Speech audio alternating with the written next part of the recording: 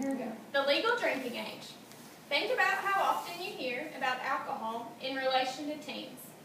Then think about how often you hear about binge drinking at parties and about teenagers being involved in a devastating accident due to drunk driving. All of these are just a few of the negative effects of alcohol consumption, especially consumption by a teen. Why should we lower the legal drinking age so this can happen even more frequently than it already does?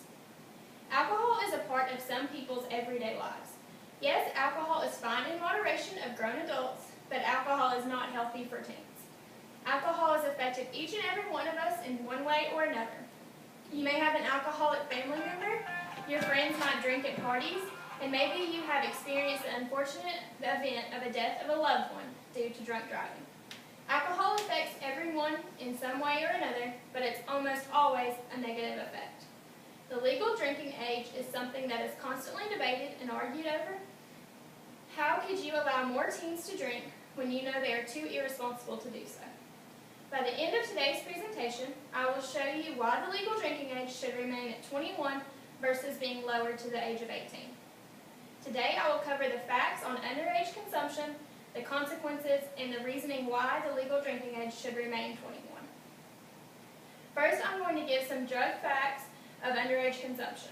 According to the National Survey of Drug Use and Health Statistics article, Underage Drinking Statistics, updated in 2008, statistics show that by the age of 18, more than 70% of teens have consumed an alcoholic beverage at some point in their lives. Underage drinking mostly occurs in a social setting for teens aged 12 to 20. Teens aged 12 to 20 who consumed a beverage in the past month, 80% of them were with a group of 5 people or more.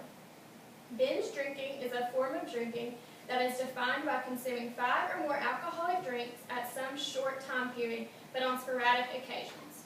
This is popular in the college setting. Binge drinking can be very dangerous, and most importantly, it can be deadly. The average age for teens to take their first alcoholic beverage is the age 14.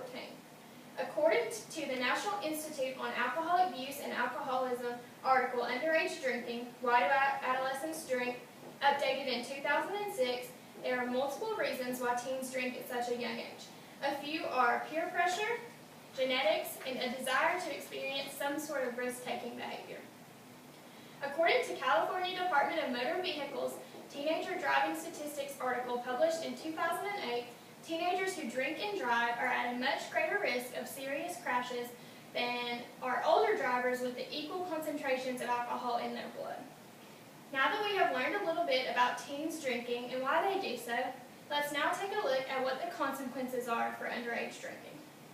Secondly, I'm going to share with you just a few of the consequences that underage drinking can cause.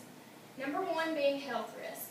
Drinking affects your brain and your memory, and it especially affects the brains of young adults that haven't even fully developed yet. It also stunts your growth and hormone development. Underage drinking can be the cause of multiple criminal charges, like underage consumption, driving under the influence, and public intoxication if the alcohol is present in these scenarios. Alcohol is not a drug, but it is illegal to teens. Alcohol has been known to lead people to experimenting to other and more serious drugs. Therefore, it is considered to be a gateway drug. Alcohol in young teens can affect their future in many different ways. It could lead to dropping out of school and never fully achieving an education. Now that we have learned the consequences to underage consumption of alcohol, let's talk about the reasons why the law should remain at 21. Lastly, I'm going to talk about why the law should remain 21 and older to legally drink alcohol. I think the biggest reason that underage drinking has such a negative effect on us is because teens are too irresponsible and immature to drink alcohol responsibly, and that in turn makes it dangerous to them and to the people that surround them. I believe 21 is a good age due to the fact that you are more mature, you have graduated high school, and you have 3 additional years on you to grow and learn and how to be responsible. I also believe that the teen brain is still growing at the age of 18, and it could have a long-term effect on your body and your future.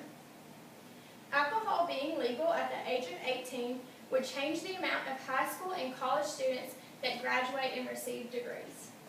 Lastly, the National Highway Traffic Safety Administration article's Young Drivers in 2008 estimates that 21-year-old minimum drinking laws have reduced traffic fatalities involving drivers 18 to 20 years old by 13% and have saved an estimated 152,000 lives since 1975. In 2008, an estimated 714 lives were saved by the minimum drinking age laws. Today we have learned some of the facts of underage consumption, the consequences of underage consumption, and the reasoning why the legal drinking age should remain to be 21 versus 18.